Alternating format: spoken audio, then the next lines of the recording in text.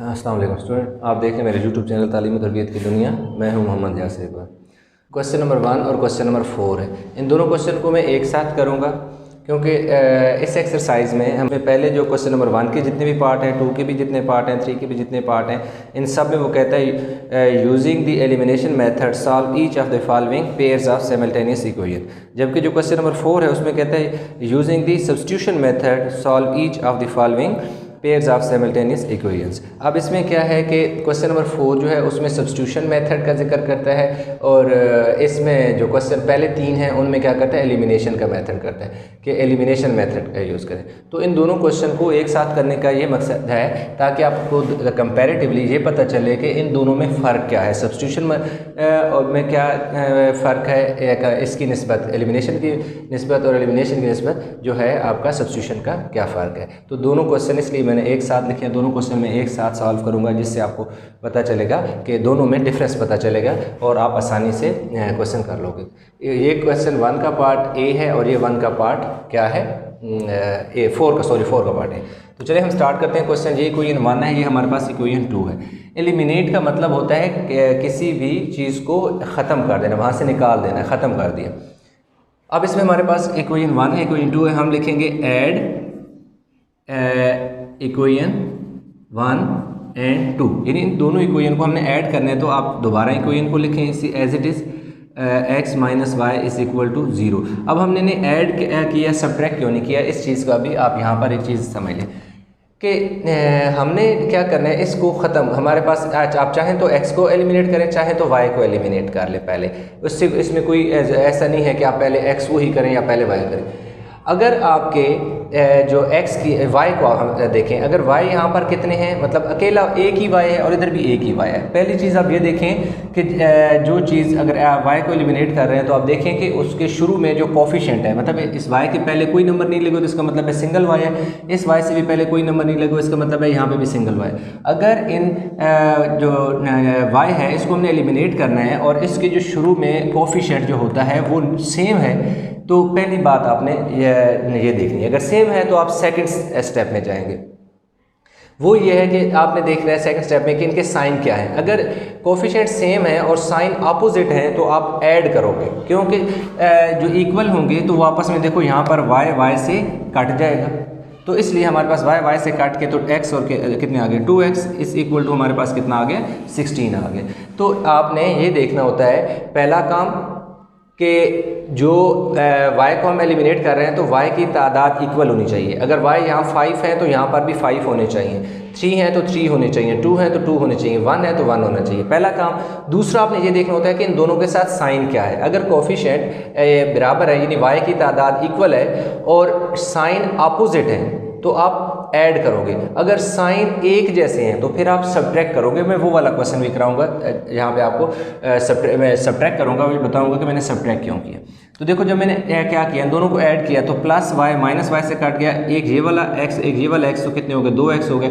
16 plus 0 16 होता है, तो x मेरे पास क्या हो जाएगा 16 और नीचे ये 2 जो है इधर मल्टीप्लाई हो रहा है ना x के साथ, ये मल्टीप्लाई वाला जब उधर जाएगा तो क्या हो जाएगा, डिवाइड हो जाएगा।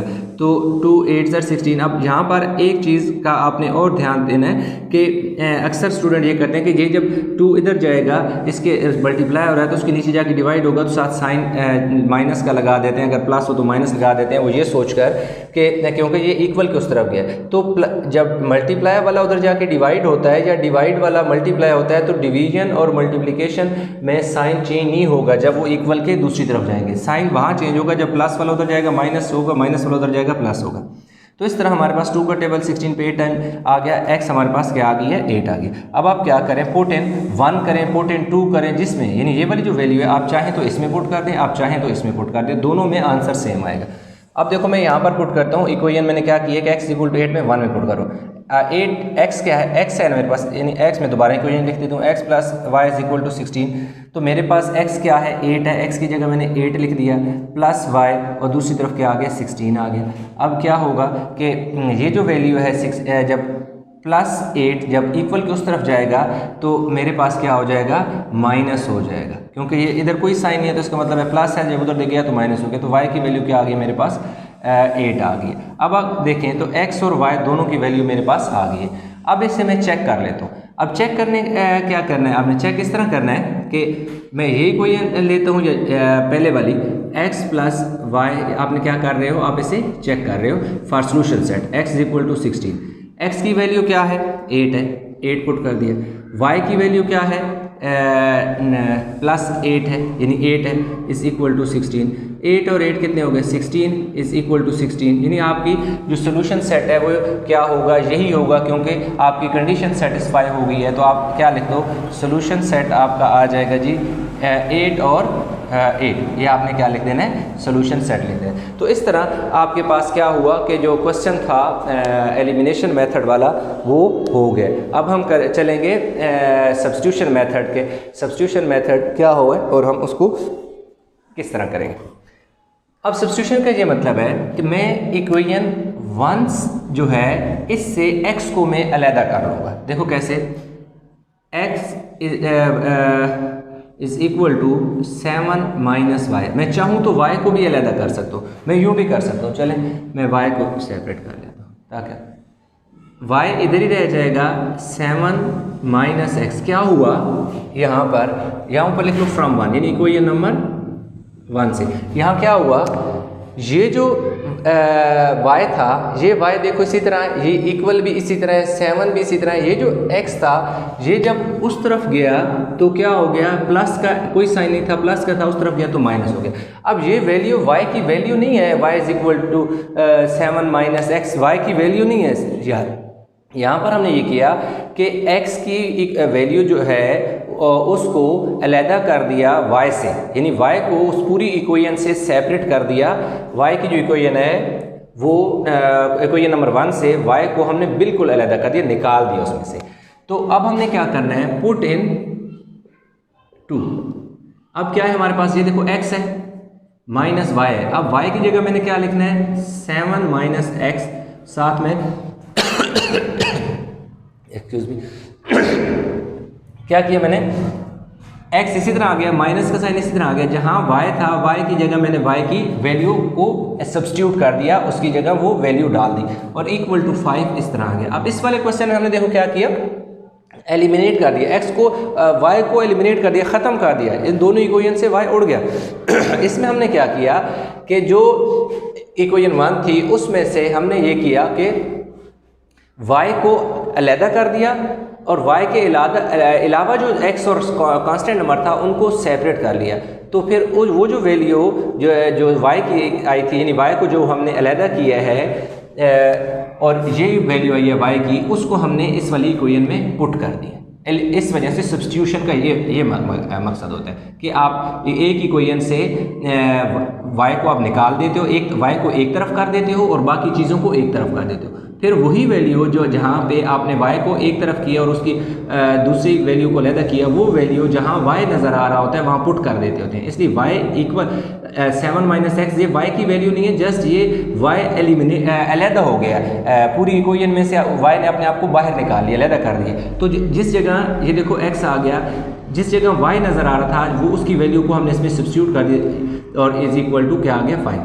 अब x minus 7 minus minus plus x is equal to 5। अब ये वाला x और ये वाला x दोनों प्लस के हैं तो कितने x हो जाएंगे, 2x, इसके साथ कोई साइन नहीं है, मतलब प्लस है।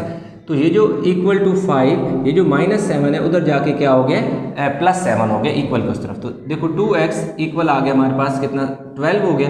x हमारे पास क्या आ गया, 12 डिवाइडेड बाय 2 काट के 6, तो x की वैल्यू हमारे पास क्या आ गई है, 6 आ गई। अब हमने क्या करना है, पुट इन 1 में कर देते हैं, सपोज पुट इन 1 में कर दो और अब 1 में आप चाहो तो इस वाले में भी पुट कर सकते हो, ठीक है। इस वाले में आप इसको बेशक 3 कह दो, सपोज मैंने 3 कह तो पुट इन 3 कह दो सपोज। आप 1 में भी पुट करोगे वही आए वाले, y is equal to 7 minus x है तो y इक्वल आ गया जी 7 माइनस एक्स की जगह आपने क्या पुट कर दिया 6, तो y की वैल्यू क्या आ गई है 1 आ गई है। तो अब आपने क्या करना है, x की वैल्यू भी आ गई है, y भी आ गई है। अब हमने क्या करना है, चेक करना है। चेक में आपने क्या करना है, बेशक पहली वाली इक्वेशन ले लें, x plus y is equal to 7। अब x की वैल्यू आपके पास कितनी आई है 6, x की जगह 6 पुट कर दिया, y की वैल्यू आपके पास 1 आई है और दूसरी तरफ 7। 6 + 1 7 इज इक्वल टू 7 आ गया, यानी आपकी कंडीशन सेटिस्फाई हो गई है, इसलिए ट्रू हो गई है, इसलिए आपका जो सोल्यूशन सेट है वो एग्जिस्ट करेगा इसी x और 1 और 6 और, यानी अगर मेरा ये कंडीशन सेटिस्फाई ना करती, left hand side right hand side की इक्वल ना आती, तो मेरा ये सोल्यूशन सेट ना होता। इसका मतलब है कि मैंने कहीं ना कहीं मिस्टेक की है। तो इस तरह मेरे पास जो क्वेश्चन है वो 6 जो है वो क्वेश्चन नंबर 4 जो है वो भी कंप्लीट हो गया और क्वेश्चन नंबर 1 जो है वो भी कंप्लीट हो गया। इनमें देखो हमने क्या किया, इसमें हमने एलिमिनेशन मेथड को यूज़ किया और उसमें हमने क्या किया, सब्स्टिट्यूशन मेथड को यूज़ किया। इसी क्वेश्चन को अब मैं सब्स्टिट्यूशन मेथड से करूँ तो मेरा आंसर यही आएगा, 8 और 8 आएगा, और इस सब्स्टिट्यूशन मेथड वाला जो क्वेश्चन अगर इसी को मैं एलिमिनेशन मेथड से करूँ तब भी मेरा आंसर वही आएगा। यानी आप सब्स्टिट्यूशन मेथड को यूज़ करो या एलिमिनेशन मेथड को यूज़ करो, आपका आंसर हमेशा सेम आता है। तो आई होप ये क्वेश्चन समझ आ गया होगा। इस क्वेश्चन में अगर किसी किस्म की कन्फ्यूजन है, समझ नहीं है, तो नीचे कमेंट में आप जो है अपना प्रॉब्लम मेरे साथ शेयर कर सकते हैं और इंशाल्लाह आपको उसका आंसर ज़रूर मिलेगा। वीडियो अच्छी लगी हो तो लाइक कीजिएगा, चैनल को सब्सक्राइब नहीं किया तो सब्सक्राइब कीजिएगा। इंशाल्लाह मिलते हैं एक नए लेक्चर के साथ, तब तक अपना बहुत सारा ख्याल रखिएगा। अल्लाह हाफ़िज़।